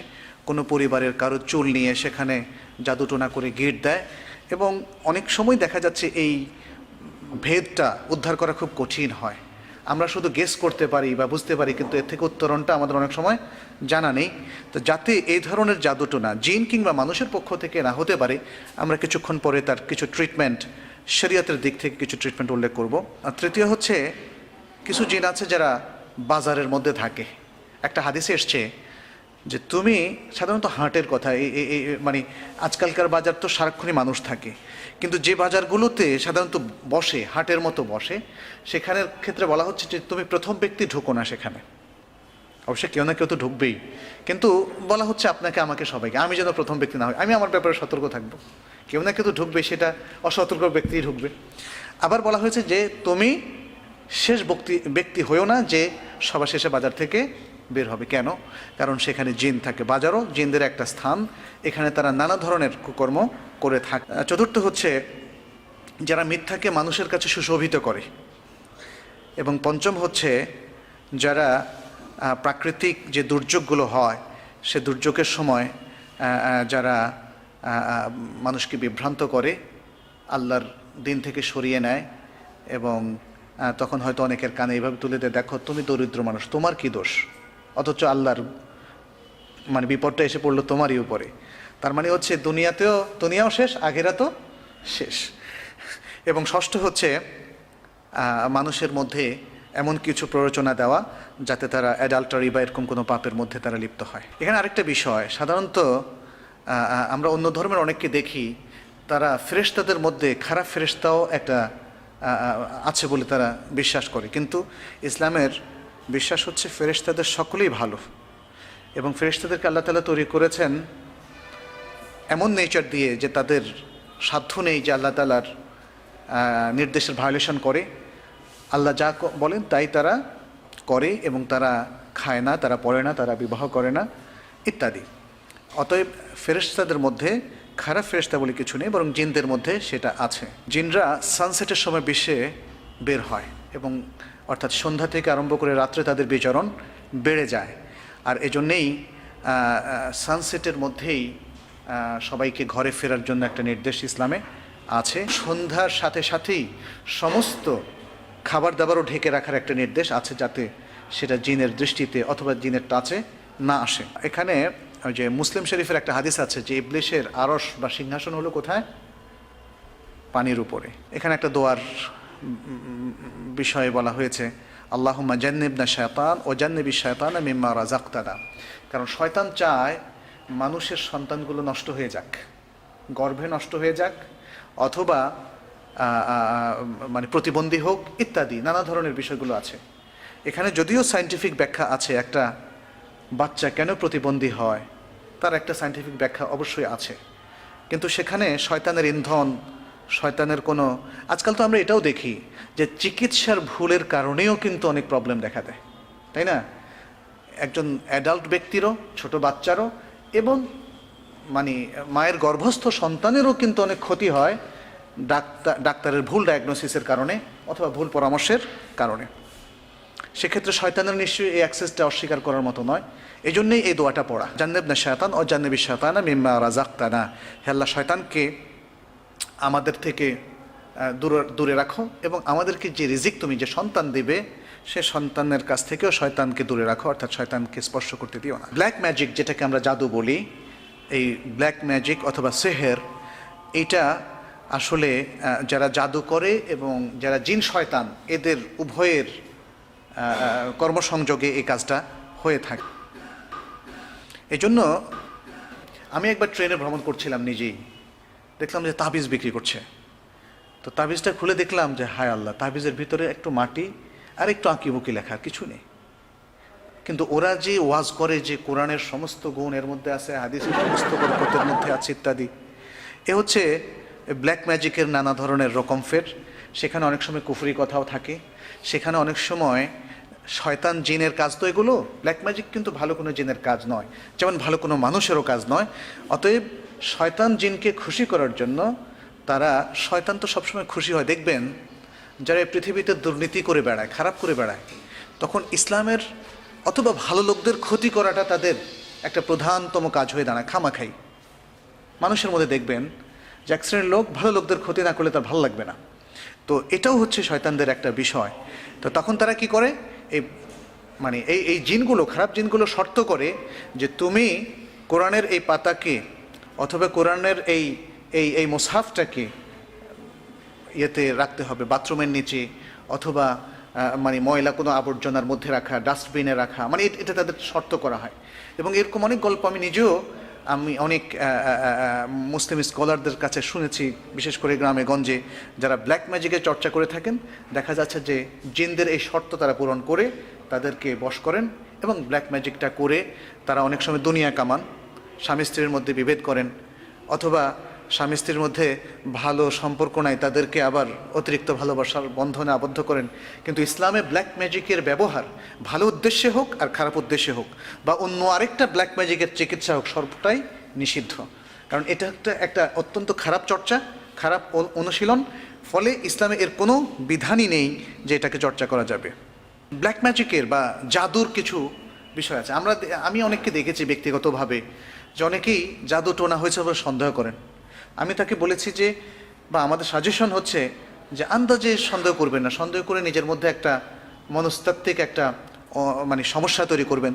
বরং তার কিছু সাইন আছে, যদি সেই সাইনগুলো আপনারা এক্সপ্লোর করতে পারেন তাহলে বুঝবেন যে ব্ল্যাক ম্যাজিক হয়েছে, এবং তার জন্য যে শরীয়তের যে ট্রিটমেন্টটা আছে সেটা আপনারা নিতে পারেন। একটা হলো যেমন হাজব্যান্ড ওয়াইফ হঠাৎ করে একে অন্যকে দেখতে পারছেন, অথচ তাদের মধ্যে একটা ভালোবাসার সম্পর্ক, একটা সুন্দর সম্পর্ক ছিল, তখন হঠাৎ এর কারণটা কি? তখন এটা ব্ল্যাক ম্যাজিক হওয়ার সম্ভাবনা।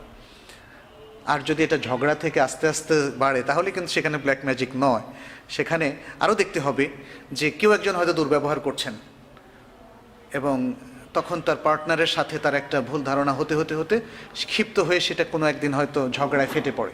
তো সেটা কিন্তু ব্ল্যাক ম্যাজিক নয়। ব্ল্যাক ম্যাজিকটা দুজনেই খোলামেলা আলাপ করলে বুঝবেন যে না, আমরা একে অপরকে পছন্দ করি, কিন্তু এখন আর কারো সহ্য হচ্ছে না। এটা ব্ল্যাক ম্যাজিকের একটা আলামত। ব্যাড স্মেল বা এরকম কিছু অনুভব করা ঘরের মধ্যে সারাক্ষণ। আরও কিছু সাইনের মধ্যে আছে, যেমন পাগল পাগল ভাব হয়ে যাওয়া হঠাৎ করে, হ্যাঁ, আপসেট হওয়া খুব বেশি, এবং দুঃস্বপ্ন দেখা বেশি বেশি, এবং দুঃস্বপ্ন তার জীবনের আচরণে সর্বক্ষেত্রে তার উপর খুবই খারাপ প্রভাব ফেলছে ইত্যাদি। এগুলো ব্ল্যাক ম্যাজিকের কিছু আলামত। তারপরে স্বপ্নে দেখা যে সে একটা পাহাড় থেকে পড়ে যাচ্ছে বারবার, এরকম এভাবে। এগুলো হচ্ছে যে ব্ল্যাক ম্যাজিকের কিছু আলামত। জিনে ধরার কিছু আলামত আছে। আমাদের দেশে অবশ্য অনেকেই সেটাকে জিনে ধরা বলতে চান না বা ভূতে ধরা বলতে চান না। ভূত শব্দটা এটা শারীরিক কোনো পরিভাষা না, এটা আমাদের নিছক বাংলা পরিভাষা, যার অর্থ হচ্ছে খারাপ জিন। আর জিন কোনো কোনো লোককে টার্গেট করতে পারে, পুরুষ জিন মেয়েদেরকে, অথবা মহিলা জিন কোনো পুরুষকে। সেক্ষেত্রে এপিলেপসি যেটাকে বলা হয়, অর্থাৎ জিনে ধরা, এই বিষয়টা ঘটতে পারে। কেউ যদি জিনের কোনো ক্ষতি করে ফেলে, জিনের খাদ্য নষ্ট করে, তখন জিন রেগেও কিন্তু মানুষকে ধরতে পারে।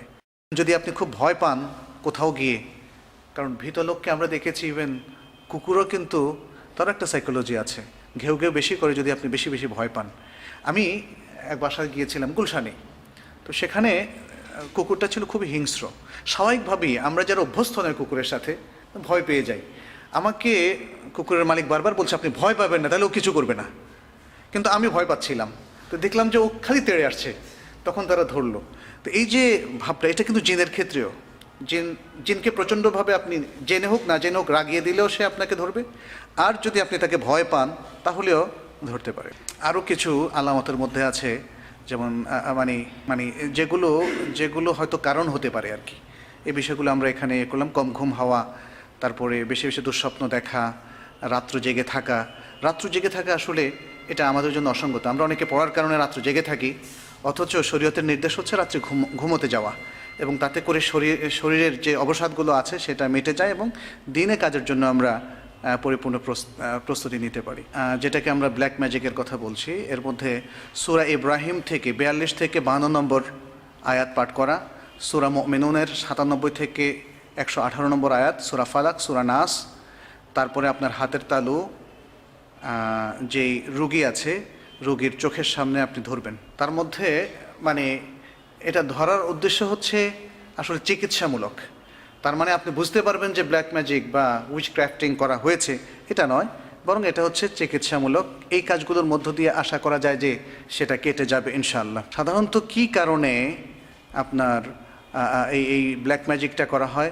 স্বামী স্ত্রীর মধ্যে, যেটা আমরা একটু আগেও বলেছি, সেপারেশনের জন্যে, এবং তাদের মধ্যে অতিরিক্ত ভালোবাসা তৈরি করার জন্যে, অথবা তাদের মধ্যে অতিরিক্ত ভালোবাসা তৈরি হয়ে গিয়েছে, অর্থাৎ কেউ তৈরি করে দিয়েছেন ব্ল্যাক ম্যাজিকের মাধ্যমে, অথবা তাদের মধ্যে সেপারেশন এসে গিয়েছে, একে অন্যকে দেখতে পাচ্ছেন না ইত্যাদি। অতিরিক্ত চিন্তা শক্তি এবং ইলিউশন, ভ্রম হচ্ছে তাদের বারবার ইত্যাদি। খুব বেশি তারা অলসতা ফিল করছেন, এবং হঠাৎ করে কোনো যৌক্তিক কারণ ছাড়াই তারা যদি প্যারালাইজড হয়ে যান ইত্যাদি, এবং দীর্ঘদিন ধরে কোনো কারণ ছাড়াই কারো বিবাহ হচ্ছে না, এগুলো হচ্ছে আপনার প্রমাণ। কিউর করার জন্য আমরা কি করতে পারি? প্রথম কথা হচ্ছে যে এই ব্ল্যাক ম্যাজিকের সূত্র যদি আবিষ্কার করা যায় তাহলে সেটাকে নষ্ট করে ফেলাটা হচ্ছে সবচেয়ে বড় চিকিৎসা। সেটা এখানে বলা হচ্ছে removing all amulets and prohibited things from the house and repent to Allah. যত কিছু আছে, কারণ সাধারণত জাদুর এই উপকরণগুলো মানুষ ঘরে ঢুকিয়ে দিয়ে যায়, সেগুলো যদি পরিবর্তন করে ফেলা যায় এবং আল্লাহর কাছে ফিরে আসা, অজু করার মাধ্যমে, সালাত আদায় করার মাধ্যমে, তাহলে এটা হতে পারে। আর স্পেশাল একটা ট্রিটমেন্ট আছে, যদি কেউ বিশ্বাস করে যে তাকে জাদু করা হয়েছে, তখন তিনি 7টা বড়ই পাতা নেবেন এবং সেটাকে পিষে একটা এক বল পানির মধ্যে সেটাকে রাখবেন। তারপরে সেখানে বেশ কিছু ভার্স তিনি পড়বেন, কোরআনের আয়াত, যেমন তার মধ্যে আছে আয়াতুল কুরসি, আল কাফিরুন, সূরা ইখলাস, সূরা ফালাক, সূরা নাস এবং সূরা আরাফের 117 থেকে 122 নম্বর আয়াত, সূরা ইউনুসের 81 থেকে 82 নম্বর আয়াত, সূরা তাহার 69 নম্বর আয়াত। এবং তারপরে যিনি রোগী সেখান থেকে তিনি 1 কোষ পরিমাণ খাবেন এবং তারপরে 7 দিন একাধারে এভাবে করবেন, গোসল করবেন। ব্যাস, এই ট্রিটমেন্টটা যদি করেন তাহলে আশা করা যায় যে ইনশাল্লাহ কেটে যাবে। অনেক সময় এই কাজটা করা হয় বন্ধ্যাত্বের জন্য, মানে যেন সন্তান না হয়, সেক্ষেত্রেও আমরা সেই সেম ট্রিটমেন্টটা আমরা করতে পারি এবং তার কিছু আলামতও এখানে আছে। পিতামাতার নাম উল্লেখ করে অথবা কারো পোশাক নিয়ে কিংবা আরও নানা পদ্ধতিতে এই উইচক্রাফটার অথবা মানে যারা ব্ল্যাক ম্যাজিক করে তাদেরকে চেনা যেতে পারে।